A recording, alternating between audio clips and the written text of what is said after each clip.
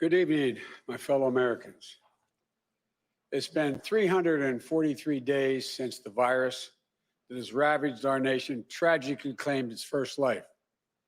On February the 6th in 2020, Patricia Dowd took her last breath at home under the California sun in Santa Clara. She was 57 years old, a beloved wife, mother, daughter, sister. She never knew she had the virus at the time when most folks never heard about the virus. But just like that, she was gone.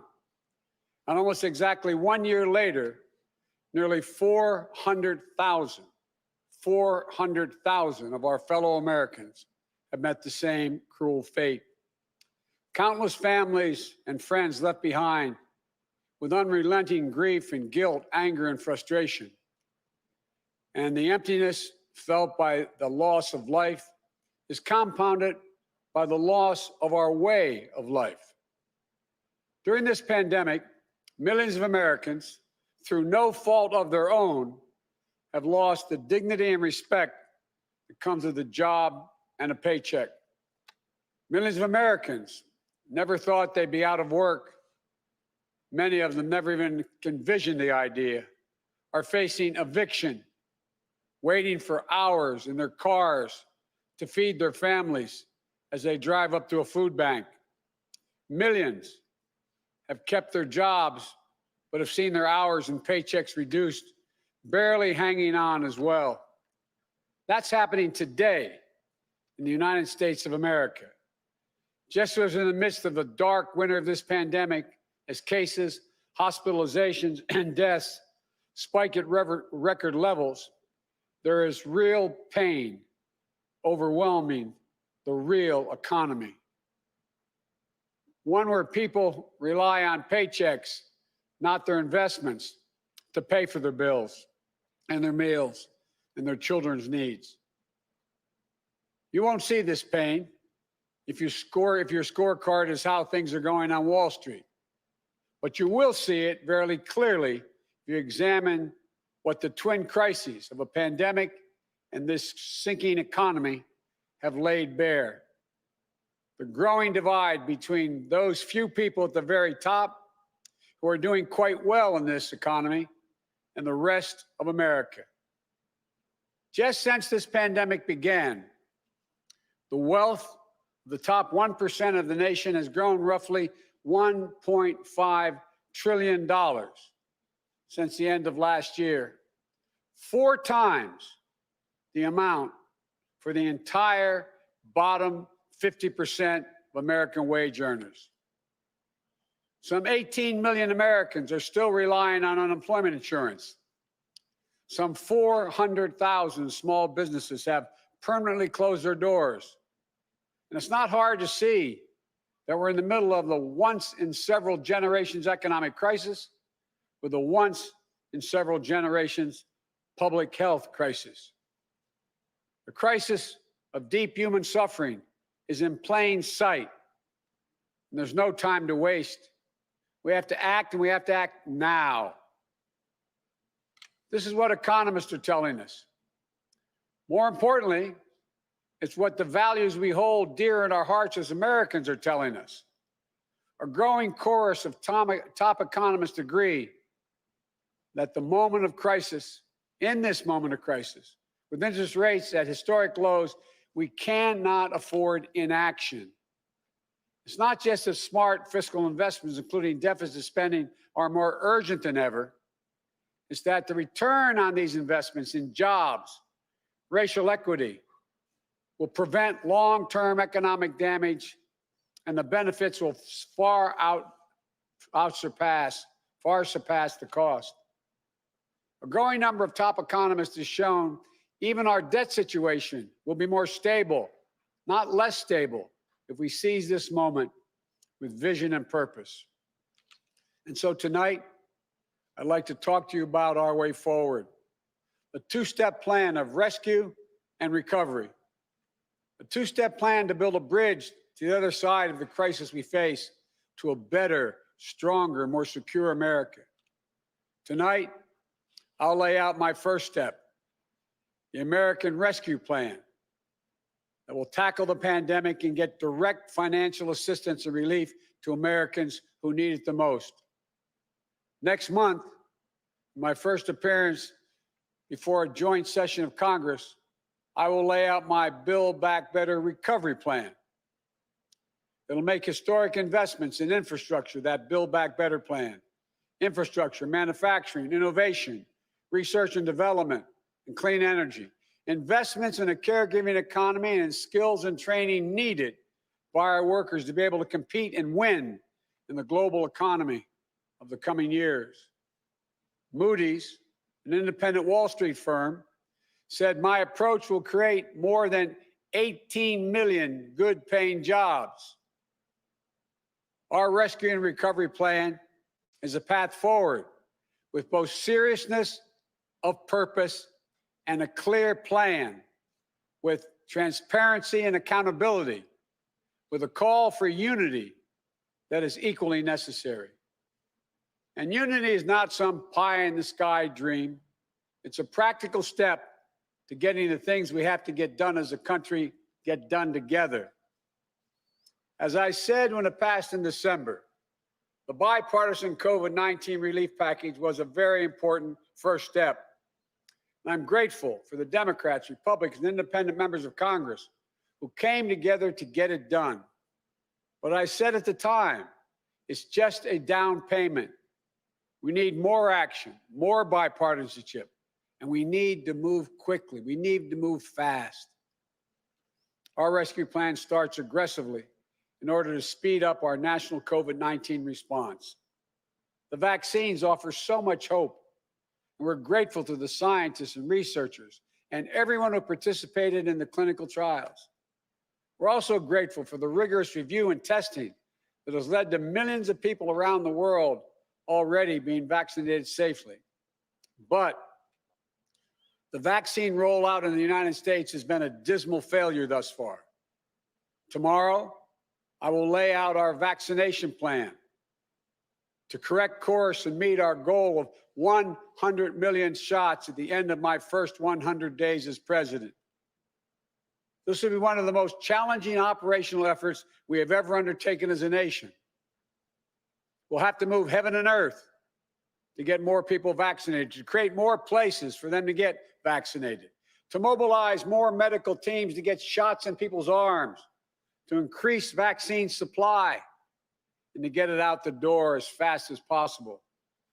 We'll also do everything we can to keep our educators and students safe, to safely reopen a majority of our K-8 schools by the end of the first 100 days.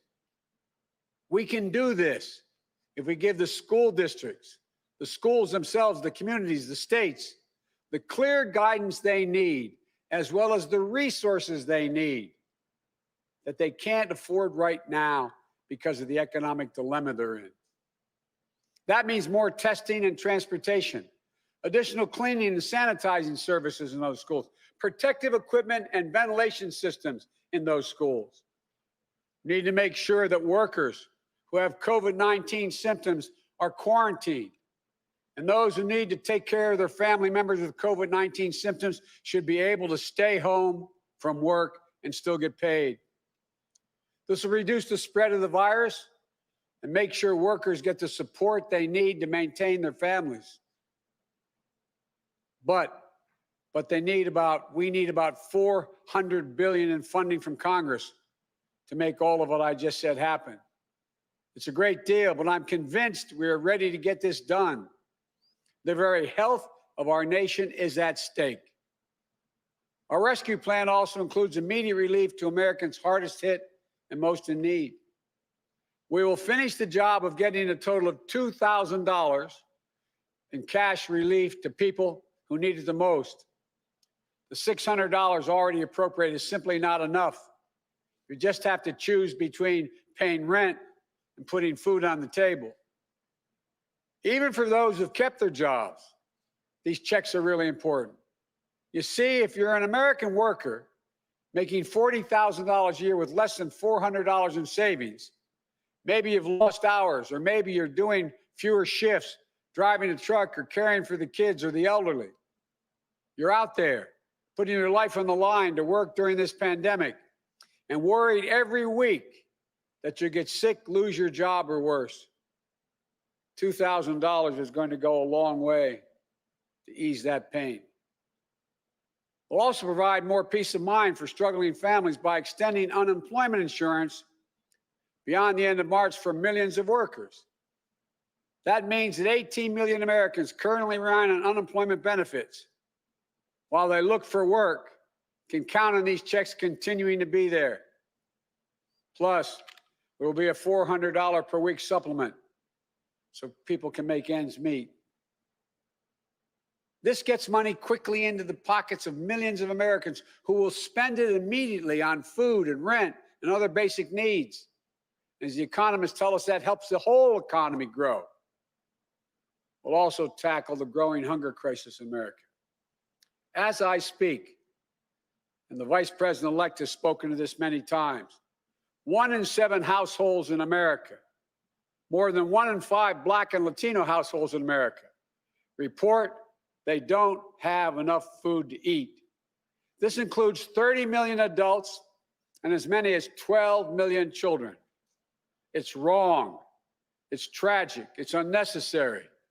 It's unacceptable. So we're going to extend emergency nutritional assistance for 43 million children and their families enrolled in the SNAP program through the rest of this year. We'll help hard-hit restaurants prepare meals for the hungry, provide food for the families who need it. We'll invest $3 billion in making sure mothers and their young children have the nutrition they need. This will not only meet our moral obligation we have to one another, but will also spur our economic growth, get restaurants and workers back on the job. And as we work to keep people from going hungry, we'll also work to keep a roof over their heads to stem the growing housing crisis and evictions that are looming. Approximately 14 million Americans have fallen behind on rent, many at risk of eviction. If we don't act now, there'll be a wave of evictions and foreclosures in the coming months as the pandemic rages on. This would overwhelm emergency shelters, increase COVID-19 infections as people have nowhere to go and can't socially distance. Next week, we'll take action to extend nationwide restrictions on evictions and foreclosures. This will provide more than 25 million Americans greater stability instead of living on the edge every single month. And I'm asking Congress to do its part by funding rental assistance for 14 million hard-hit families and tenants. It will also be a bridged economic recovery for countless mom-and-pop landlords. These crises are straining the budgets of states and cities and tribal communities that are forced to consider layoff and service restrictions of the most needed workers. It means that people putting their lives at risk are the very people now at risk of losing their jobs. Police officers, firefighters, all first responders, nurses, educators. You know, over the last year alone, over 600,000 educators have lost their jobs in our cities and towns. Our rescue plan will provide emergency funding to keep these essential workers on the job and maintain essential services. It will ensure that vaccines are administered and schools can reopen. Vice President-elect Harris and I have been speaking with county officials, mayors, governors of both parties on a regular basis. We're ready to work with them, help them get the relief they need. Our rescue plan will also help small businesses that are the engines of our economic growth, our economy as a whole, the glue that holds communities together as well. But they're hurting badly. And you realize they account for nearly half of the entire total U.S. workforce. Our rescue plan will provide flexible grants to help those hardest hit small businesses survive the pandemic, and the low-cost capital that will help entrepreneurs of all backgrounds create and maintain jobs, plus provide the essential goods and services that communities depend upon. Last week, I laid out how we'll make sure that our emergency small business relief is distributed swiftly and equitably, unlike the first time around. We're going to focus on small businesses on Main Street. We'll focus on minority-owned small businesses, women-owned small businesses, and finally having equal access to the resources they need to reopen and to rebuild.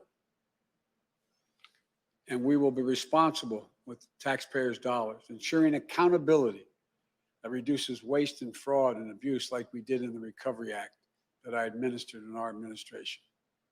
Direct cash payments, extended unemployment insurance, rent relief, food assistance, keeping essential frontline workers on the job, aid to small businesses. These are the key elements to the American Rescue Plan that would lift 12 million Americans out of poverty and cut child poverty in half. That's 5 million children lifted out of poverty if we move. Our plan will reduce poverty in the Black community by 1/3, reduce poverty in the Hispanic community by almost 40%.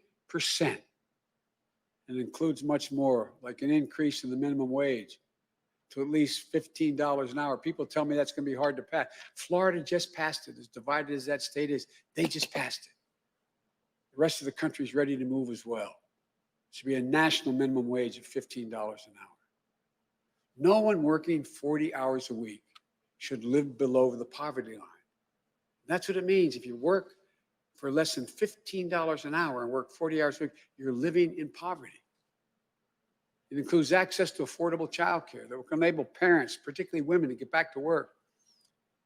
I look forward to working with members of Congress of both parties to move quickly to get the American Rescue Plan to the American people. And then we can move with equal urgency and bipartisanship to my Build Back Better recovery plan that I will call for next month to generate even more economic growth. American manufacturing was the arsenal of democracy in World War II. It will be so again. Imagine a future made in America, all made in America, and all by Americans. We'll use taxpayers' dollars to rebuild America. We'll buy American products, supporting millions of American manufacturing jobs, enhancing our competitive strength in an increasingly competitive world. Imagine historic investments in research and development to sharpen America's innovative edge in markets where global leadership is up for grabs. Markets like the battery technology, artificial intelligence, biotechnology, clean energy. Imagine confronting the climate crisis with American jobs and ingenuity leading the world. It's time to stop talking about infrastructure and to finally start building an infrastructure so we can be more competitive. Millions of good paying jobs that put Americans to work rebuilding our roads, our bridges, our ports, to make them more climate resilient, to make them faster, cheaper, cleaner, to transport American-made goods across our country and around the world. That's how we compete. And imagine millions of jobs in a caregiving economy to ease the financial burden of caring for young children and aged loved ones. Let's make sure our caregivers, mostly women, women of color, immigrants, have the same pay and dignity that they deserve. So we can do these bold, practical things now. I know what I just described does not come cheaply, but failure to do so will cost us dearly. The consensus among leading economists is we simply cannot afford not to do what I'm proposing. Independent, respected institutions from around the world, from the Federal Reserve to the International Monetary Fund, have underscored the urgency. Even Wall Street firms have reinforced the logic. If we invest now boldly, smartly, and with unwavering focus on American workers and families, we will strengthen our economy, reduce inequity, and put our nation's long-term finances on the most sustainable course. And where we're making permanent investments, recurring investments, as I said in the campaign trail, we will pay for them by making sure that everyone pays their fair share, not punishing anybody. We can do it without punishing a single person by closing tax loopholes for companies that ship jobs overseas, or to allow American companies, 90 of them, the top Fortune 500, to pay zero in federal income taxes, asking everyone to pay their fair share at the top so we can make permanent investments to rescue and rebuild America. It's the right thing for our economy. It's the fair thing. It's the decent thing to do. We not only have an economic imperative to act now, I believe we have a moral obligation. In this pandemic, in America, we cannot let people go hungry. We cannot let people get evicted. We cannot watch nurses, educators, and others lose their jobs. We so badly need them. We must act now and act decisively.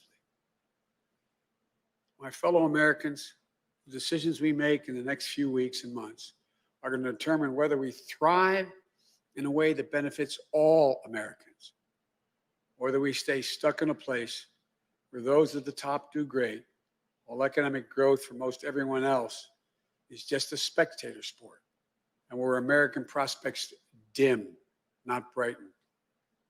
These investments will determine whether we reassert American leadership and outcompete our competitors in a global economy. We're better equipped to do this than any nation in the world. Or whether we watch them catch up and pass us by. Together, I know which path we'll choose. That includes all Americans, so we can own the 21st century. But even with all of these bold steps, it's going to take time to get where we need to be. There will be stumbles, but I will always be honest with you about both the progress we're making and what setbacks we meet. And there will, and here's the deal, the more people we vaccinate, the faster we do it, the sooner we can save lives and put this pandemic behind us and get back to our lives and our loved ones. And the sooner we can rescue and rebuild the American economy, the biggest and most profitable engine in the world.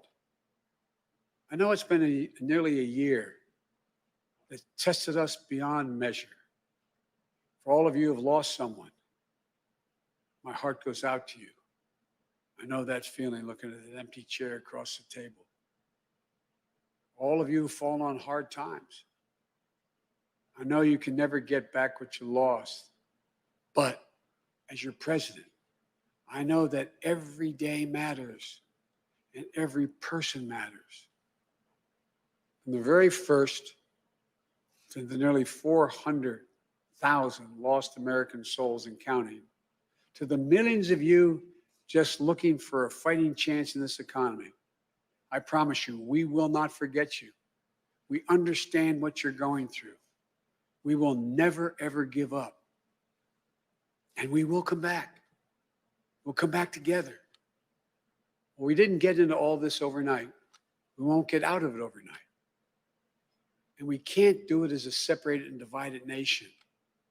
The only way we can do it is to come together as fellow Americans, as neighbors, as the United States of America. And when we do, there's nothing beyond our capacity. I've said this many times. When America acts as one, there's never been a single thing we've been unable to do, no matter how consequential the issue has been. Out of all the peril of this moment, I want you to know, I give him a word, I see the promise as well. We've seen clearly what we face now. And I remain so optimistic about America. As optimistic as I've ever been. We have everything we need, but the will must be demonstrated. So come Wednesday, we begin a new chapter. The Vice President-elect and I will do our best to meet all the expectations you have for the country and the expectations we have for it. I'm confident. I am truly confident. Together, we can get this done and come out better off than when we went into this crisis. God bless you all, and may God protect our troops.